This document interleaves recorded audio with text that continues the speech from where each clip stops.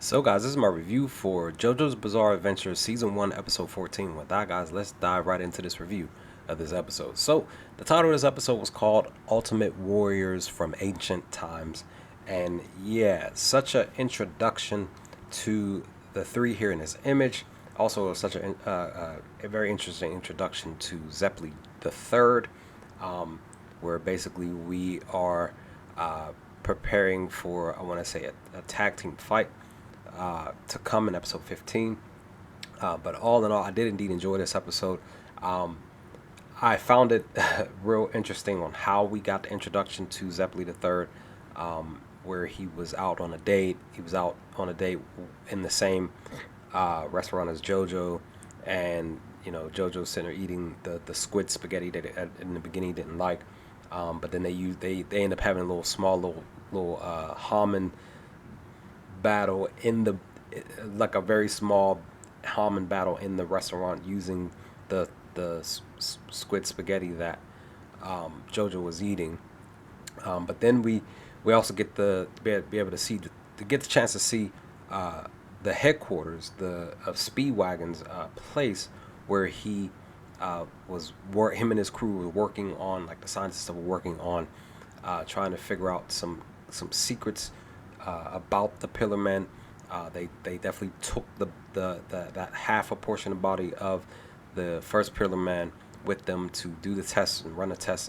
It had him under the UV ray light. They tried to use a snake or something, and it got absorbed by the body. And then they say that, basically telling me, or more so like reminding me, because I kind of knew that this was the case, that the Pillar Man was still alive. He was just frozen in, basically being repetrified by the sunlight. But then we also, we get a definite fight between Zeppeli Jr. and JoJo the Third, because we find out that Zeppeli's father, we know that Zeppeli has his grandson. Zeppeli the Third is his grandson, and then he talks about how his father took up the mantle, was using Haman and stuff. So basically, it's a little bit different with our introduction to JoJo the Third, where we see, I believe in episode 9, where they talked about how the Haman skipped his father and it went to him. So it started out with JoJo Senior, then it went to JoJo Junior, but it skipped him. But then it comes here to JoJo the Third. But we get a very interesting fight between them. We see that Zeppeli is upset. He doesn't like JoJo and the fact that his father, his grandfather died, and JoJo's upset that he's talking about his grandfather. Then they have a little fight using Haman. Interesting that that Zeppeli the Third would use a girl, a random woman to show off his skills. Random that he uses Haman to control her body. That was weird. But then we see that Zeppeli the Third also uses a technique he said he was going to use against the Pillar Men. I believe it was like a bubble Haman attack or something like that. That he basically engulfed JoJo the Third in this gigantic bubble. But JoJo uses these pigeons basically to get himself out of it. One of the pigeons that were next to him, using Haman, and be able to help get him out of that. So that was an interesting fight. But like I said, we get the introduction to these three. The middle one here is Wamu. I want to say the one on the left is Ascetici, and the one on the right is Cars. And we see that that they were kept in this bunker.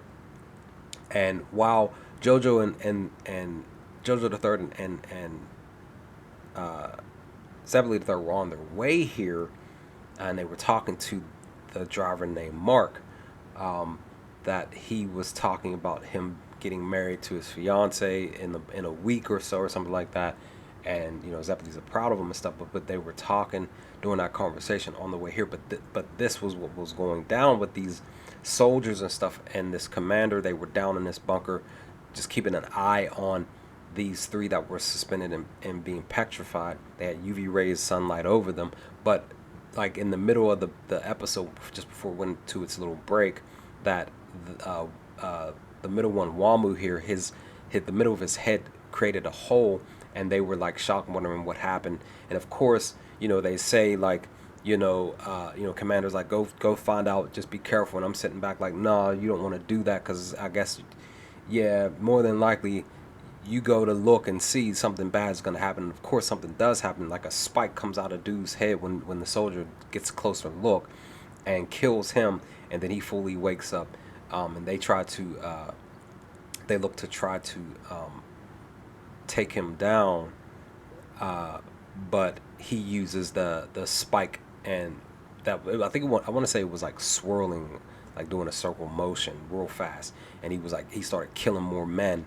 And then that's when he wakes up his masters. He calls them, wake up my masters, and he wakes them up, and we get this vision here of them waking up. And then they're like, Wamu's saying like, the world has changed since while we were sleeping, blah blah blah, and he even talks to his masters about that. And and then he says like, yeah, like, you all think that, something like on the lines of your primitive weapons are going to be able to stop us, but he like floats around them, which was cool to see. But then he takes their hands when he was floating around them, he took their hands, and basically how they would absorb people to eat them, he had their hands absorb into each other, and they were shocked about that. And then either it was Asetici or Kars was the one that put their finger in the commander's head, and then he just like, it was like a domino effect. He used I want to say Haman or whatever it is, to basically make all their bones like in like their body, like the inside of their bodies, like their bones just like evaporated or something, and then their bodies just like flopped to the floor. Like, just wow, I was blown away by that. Like, they're just carcasses. And once JoJo and them arrive, and then they find the carcasses, Mark was the one that was holding the light over the bodies, and then he got so scared. I mean, everybody was shocked by it, but he got so scared that he started running, and he ran in the direction of Wamu and them, and his body, like, he bumps into Wamu, like a right side of his body bumps into Wamu, and it like literally half of his body just like melts away, or whatever the heck that it did. Like, son, I was blown away by it. And then we have Zeppeli the Third catching. Well, no, it was JoJo that caught him, and then he gives him over to Zeppeli the Third, and he basically tells him like, it's so painful. Like, he basically asked Zeppeli the Third to give him to just help him die, because it's just so painful. And which I believe it was really a respectful way to have him, to help him die. He used some Haman on him. It really looked like it didn't hurt, wasn't something that hurt the way he did it. And then of course they get upset the fact that this happens. They're talking about how he was supposed to get married to his fiance, blah blah blah. They're really upset. Of course, Zeppeli's more upset than JoJo, but JoJo's like saying he wants to step in and fight them, but then Zeppeli Third's like, stay out of it. And then, looks like we're getting ready to get, like I said at the beginning of this review, we're getting ready to get this fight between Zeppeli the Third, JoJo the Third, against Wamu and his two masters, Asetici and Kars. So, very, very interesting thing. I thought that we were going to get like how we got with Pillar Man. We were going to get like another Pillar Man introduction, then another Pillar Man introduction, but instead we're getting all three of these guys in one. This is bad, but I'm looking forward to episode 15 to come. But it was a really interesting, fun episode that I enjoyed.